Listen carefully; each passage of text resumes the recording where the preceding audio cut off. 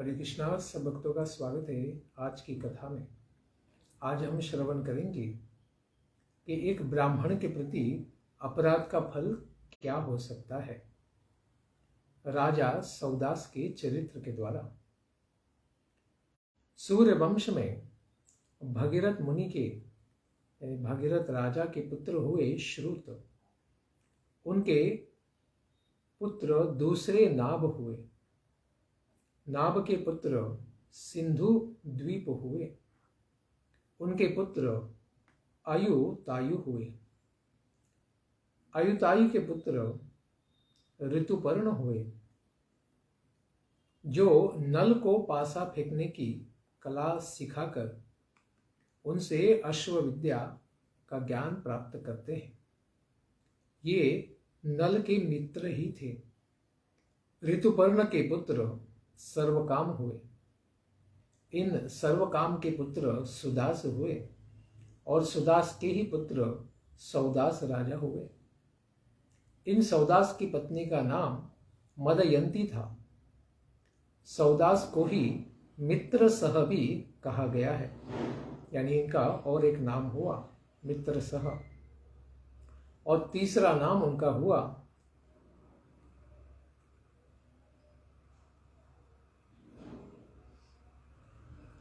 कलभाशांघ्री। यह क्यों पड़ा, यह आगे आएगा कथा में। वे महर्षि वशिष्ठ जी के शाप से ही राक्षस हो गए थे और अपने कर्म के कारण निसंतान भी हुए।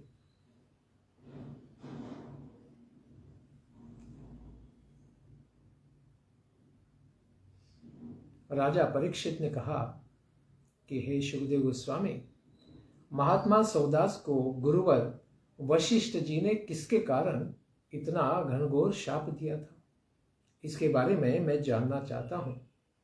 यदि रहस्य की बात न हो तो कृपा करके बताइए। सुखदेव गोस्वामी कहते हैं कि आखेट करते हुए सौदास राजा किसी एक राक्षस को मार देते हैं, लेकिन उसके भाई को जिंदा छोड़ देते हैं। फिर इसका बदला लेने के लिए वह राक्षस का भाई धीरे से जाकर उनके रसोई में घुस जाता है। राजा के महल में वह रसोई का काम करने के लिए छुपकर रहता है और फिर राजा से बदला लेने के लिए वह भोजन के लिए आए हुए गुरु वशिष्ठ जी को मनुष्य का ही मांस पकाकर दे देता है। इस प्रकार परसे हुए अभक्ष मांस को देखकर बड़े क्रोधित होते हैं भगवान वशिष्ठ ऋषि, और वे शाप देते हैं कि इस तरह से मनुष्य के मांस को खाने वाले, हे मूर्ख, तुम भी राक्षस हो जाओ। लेकिन बाद में महर्षि वशिष्ठ को पता चलता है कि यह कार्य राजा ने नहीं किया था, सौदास ने नहीं किया था, बल्कि उस राक्षस के भाई ने किया था। इस बात को जानकर फिर मृदु स्वभाव के वशिष्ठ मुनि ने पूरे जन्म तक उसे राक्षस बनने का शाप दे रहे थे, तो कहा कि केवल 12 वर्ष के लिए ही तुम इस प्रकार राक्षस बनोगे। लेकिन सौदास को यह अच्छा नहीं लगा कि अपराध मैंने नहीं किया था, राक्षस ने किया था, तो मुझे आप क्यों शाप दे रहे हैं। इसलिए सौदास भी अपनी अंजलि में जल लेकर गुरु वशिष्ठ जी को शाप देने के लिए उद्यत हो जाता है।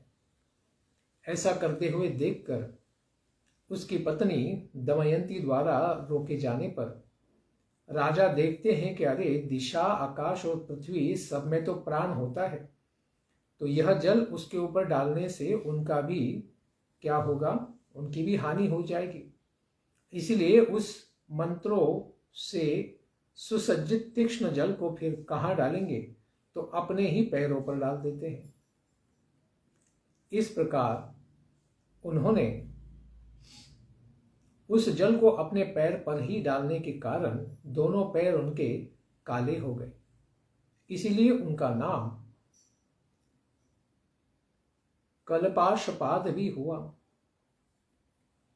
राक्षस बने हुए राजा ने फिर धीरे से जंगल में प्रवेश किया और जंगल में ही वे राक्षस वृत्ति का पालन करने लगे।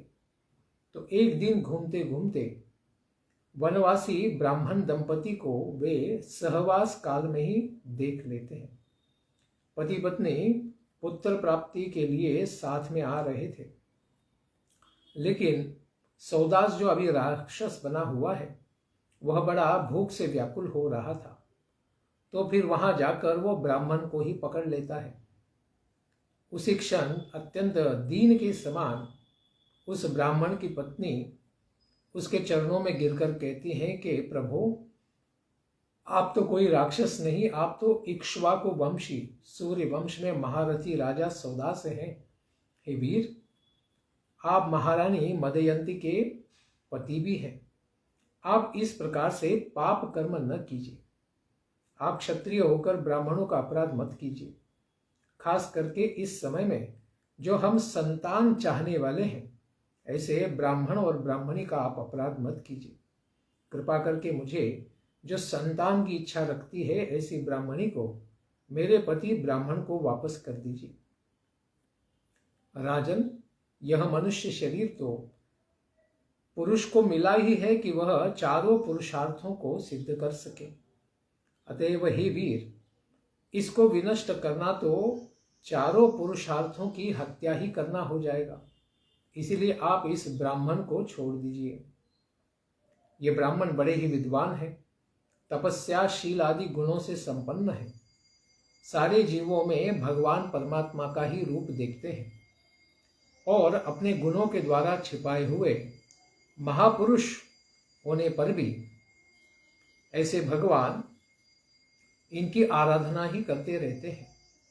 ऐसे भगवान को समर्पित उनके भक्त ही हैं। इनके प्रति कोई भी अपराध आपको नहीं करना चाहिए, क्योंकि आप धर्मज्ञ हैं, धर्म को जानने वाले हैं। आप राजर्षि श्रेष्ठ हैं। आपके हाथों या पिता के हाथों पुत्र का वध इसी के समान इसको माना जाएगा। आप तो क्षत्रिय हैं, तो आप ब्राह्मणों के पुत्रों के समान हैं, तो पुत्र को पिता का वध नहीं करना चाहिए, या फिर पिता को पुत्र का वध नहीं करना चाहिए कि राजा तो सबका पालक है। तो उस रूप में राजा तो क्या है, पिता के समान है और हम प्रजा हैं। तो आपकी ही प्रजा है ये ब्राह्मण, यह आपके पुत्र के समान है, इनका वध नहीं होना चाहिए। इसलिए हे प्रभु, इन ब्रह्मर्षि का वध आपके द्वारा किस प्रकार से योग्य हो सकता है? आप तो साधु पुरुषों को सम्मत हैं। इस निरपराध साधु स्वभाव वाले क्षत्रिय ब्रह्मनिष्ठ का वध तो गौवध के समान ही अत्यंत भयानक है। इसे आप किस प्रकार से अच्छा मानते हैं? यदि आप इनको खाना ही चाहते हैं तो पहले मृतक के समान ही मुझको ही आप पहले खा लीजिए, क्योंकि इनके बिना मैं क्षण भर भी जीवित नहीं रह सकती। पत्नी पति के बिना क्या करेगी? इसलिए आप मुझे ही पहले खा लीजिए। इस तरह से अत्यंत करुणा भरी बातें करने वाली तथा अनाथ के समान विलाप करने वाली ब्राह्मण पत्नी के सामने ही शाप मोहित ऐसे सौदास उस ब्राह्मण को उसी तरह खा लेते हैं जिस प्रकार से कोई बाघ किसी पशु को खा जाता है। इस प्रकार गर्भाधान के लिए उद्यत पति को राक्षस के द्वारा खाते हुए देखकर अत्यंत शोक संतप्त ब्राह्मणी उस प्रकार क्रुद्ध होकर राजा को शाप दे देती है कि हे पाप, हे अत्यंत पापी, क्योंकि तुमने मुझ कामार्ता की पति को मेरे सामने ही खा लिया है, अतएव हे मूर्ख, तुम्हारी भी मृत्यु मैथुन के ही समय हो जाएगी। इस प्रकार से मैं तुम्हें शाप देती हूँ।